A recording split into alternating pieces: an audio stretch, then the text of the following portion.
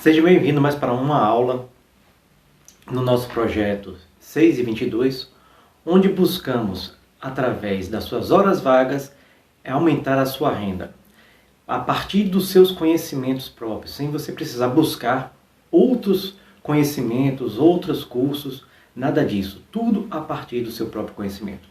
E hoje vamos buscar de como o nosso hábito pode influenciar todo o nosso modelo de negócio, vida profissional e até vida pessoal. O hábito, como o nome diz, é uma forma automática de fazer as coisas.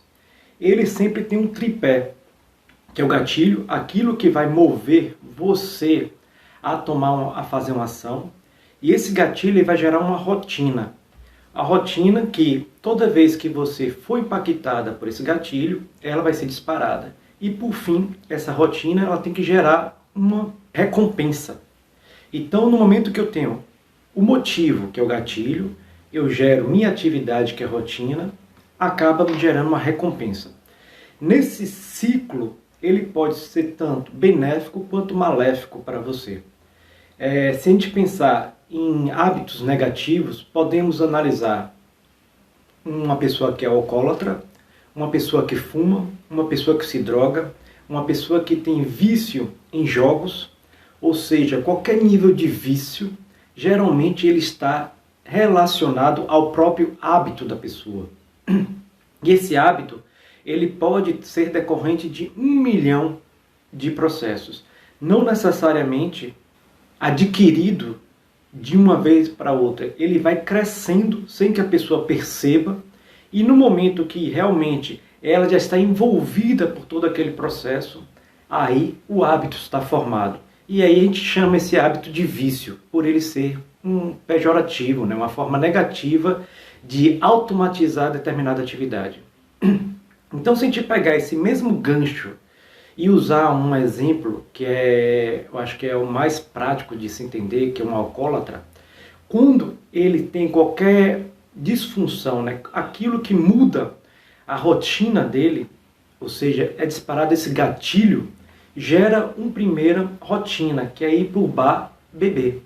Então ele começa a ingerir para que ele possa esquecer, que seria a recompensa, o que causou aquele desconforto nele. Então, como é que a gente começa a analisar o gatilho, o gatilho, a rotina e a recompensa? Depois que um hábito ele é criado, ele não pode ser destruído. Isso é muito importante, que toda vez que a gente tem uma internalização de um hábito, ele nunca mais poderá ser destruído. Então você não existe ex-alcoólatra. A pessoa é uma alcoólatra controlada. Tá? Isso é uma forma até psicológica, que um psicólogo pode explicar melhor. Então, não existe um ex-viciado. Ele é um viciado controlado.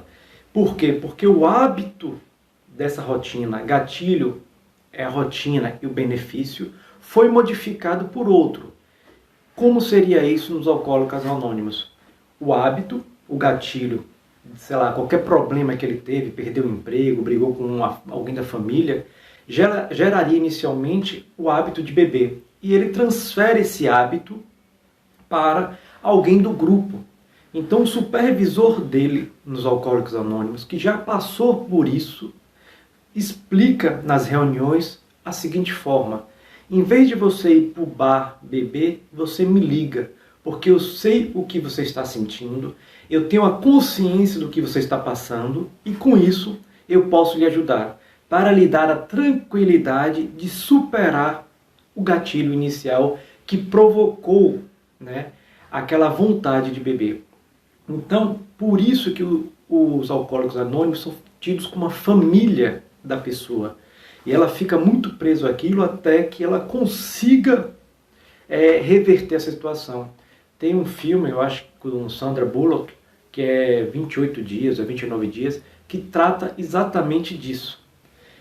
Então é interessante que ela chega sem assumir que ela é alcoólatra, porque o hábito já estava inserido nela, então ela não conseguia perceber isso. E lá no decorrer da internação, ela começa a visualizar essa outra forma de gerar um novo sistema, né? Gatilho, rotina, benefício. Ela, em vez de beber, ela faz outro sistema, que é o quê?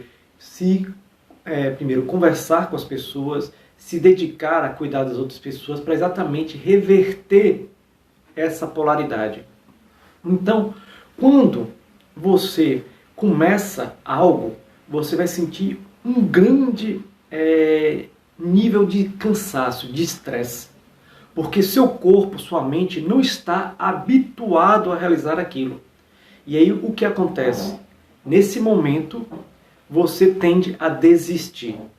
Então toda vez que você começar algo, você vai ter uma resistência muito grande para manter aquele algo que você começou. E isso também se reflete no negócio. Quando buscamos, imagine que você trabalha 8 horas por dia e chega em casa. Você chega cansado, né? Você chega com nível de estresse. Então você tende a fugir de tudo aquilo que gera estresse. Perfeito. E isso impede, muitas vezes, de você dar um passo para rentabilizar aquilo que você sabe fazer bem. Exemplo, um bolo. Se você é uma confeiteira ou um confeiteiro de mão cheia, você poderia aproveitar esse horário livre e muitas vezes até dobrar a sua renda, a depender do salário que você ganha.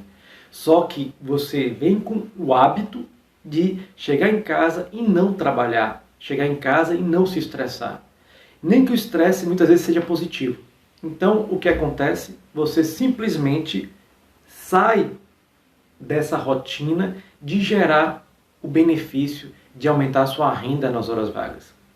Então, toda vez que você começar algo, você vai ter que demorar um longo tempo, geralmente falam que se tornam em torno de 30 dias, para criar um novo hábito. Lembrando, um hábito criado não pode ser destruído. Você tem que criar um hábito mais forte para suplantar aquele anterior. Igual os alcoólicos anônimos. O hábito de beber continua, só que ele criou um hábito mais forte de buscar alguém que já passou pela experiência dele, para exatamente ele poder se sentir bem e com isso não voltar a beber. E só para você ver que muitas vezes o hábito está tão internalizado na nossa vida que tem um mercado que começou isso na década de 70 nos Estados Unidos, a analisar estatisticamente o que os seus consumidores compravam regularmente. E eles contrataram um estatístico para fazer essa tabulação de dados.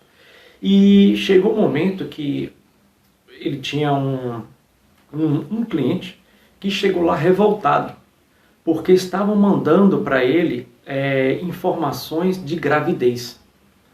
Um homem, né? O pai de família, no caso. E ele falava, minha esposa não está grávida, e vocês continuam mandando essas informações, esses panfletos, isso para mim, isso está errado, não sei o que, tudo mais. E o gerente pegou essa informação e levou para esse diretor, que estava fazendo esse projeto de estatística. E nesse momento, o diretor, que visualizou essa situação com essa queixa do pai, de que a esposa não estava grávida, verificou que todas as compras que estavam sendo feitas naquela casa levaria a crer que alguém estava grávida, né? E no caso, entrou em contato com o pai, pediu desculpas, tudo mais, e falou que ia suspender o envio de informações, mesmo sabendo que estava certo. E pouco tempo depois, o pai retornou com uma correspondência para essa pessoa, né, para esse diretor, pedindo desculpas, porque a filha dele estava grávida. Ou seja, no momento que nossos hábitos de alimentação, nossos hábitos de geração de renda, nossos hábitos de leitura no trabalho começam a se intensificar, é fácil você entender qual vai ser o resultado final do processo. Por incrível que pareça, isso é estatística, isso é basicamente matemática. Então tendemos a repetir as mesmas atividades, a partir dos mesmos gatilhos, gerando as mesmas recompensas. Isso é o que forma um hábito, por isso que ele pode ser rastreável. E, exemplo, buscando aqui, se eu repetir essas lives todos os dias às 22 horas, haverá uma tendência de que, no momento eu tenho 5 pessoas, haverá uma tendência de crescimento para daqui, 30 dias, ter muito mais pessoas nesse mesmo horário, se o meu assunto for interessante para elas. Isso quer dizer que eu crio um hábito meu de postar naquele horário e a pessoa que está do outro lado vai criar o hábito de assistir aquela informação naquele mesmo horário. Então, você tem que converter este processo para o seu negócio, para o seu business. Mesmo que você esteja começando agora. Depois que já era uma tendência normal, mas depois da pandemia verificou-se que houve uma mudança de hábito forçada entre a maioria dos consumidores, que foi começar a adquirir tudo de forma online, já que tudo estava fechado. Essa é uma outra forma de criar hábitos, ou seja, impositivo através de um conceito emotivo. Nesse caso foi o isolamento social. Então, ou você cria o hábito de forma repetitiva, ou seja, eu repito aquela situação para que as outras pessoas comecem a ver que eu estou na mesma sequência e com isso eu começo a doutrinar quem está do outro lado me assistindo. É uma forma de eu angariar futuros clientes, angariar fãs para o meu produto, para o meu serviço. Ou pode ocorrer, como no nosso caso, a crise, onde todos mudaram a atenção, muitas vezes de televisão, de shopping, para o celular. Vendo isso, como você pode aproveitar essa situação, vendo o que você pode oferecer hoje para as pessoas que estão necessitando do seu serviço e criar regularidade na apresentação disso. Você tem que criar o hábito de apresentar assuntos, formatos, produtos naquela mesma sequência, para que toda vez que a pessoa verificar aquilo, ela possa disparar uma rotina de comprar o seu produto ou serviço. Voltando um pouquinho, hoje eu estava assistindo uma live do Conrado Adolfo e que ele fala que ele estava acompanhando um processo de venda de lotes e chegou um senhor. E esse senhor comprou os lotes mais caros do Alphaville, alguma coisa, e o vendedor ficou curioso, né, com um senhor humilde, comprou aqueles do lote e começou a conversar com ele. E o senhor contou a história. Ele era paraibano e só sabia fazer muro, né? Fez uma vez um muro na casa dele lá e foi para São Paulo. E naquela época só se trabalhava com construção. Ou seja, o nordestino só servia para fazer construção, né? Ser peão de obra, como a gente chama aqui no Nordeste. E ele só fazia fazer muro. E ele se apresentou para as pessoas como fazedor de muro. E como naquela época, década de 70, por aí, as pessoas estavam começando a criar os isolamentos, né, das casas. Antes as casas não tinham muro, e começou a criar os muros por causa da segurança. Ele começou a fazer o primeiro muro. O primeiro muro saiu todo tortinho, mas funcionou.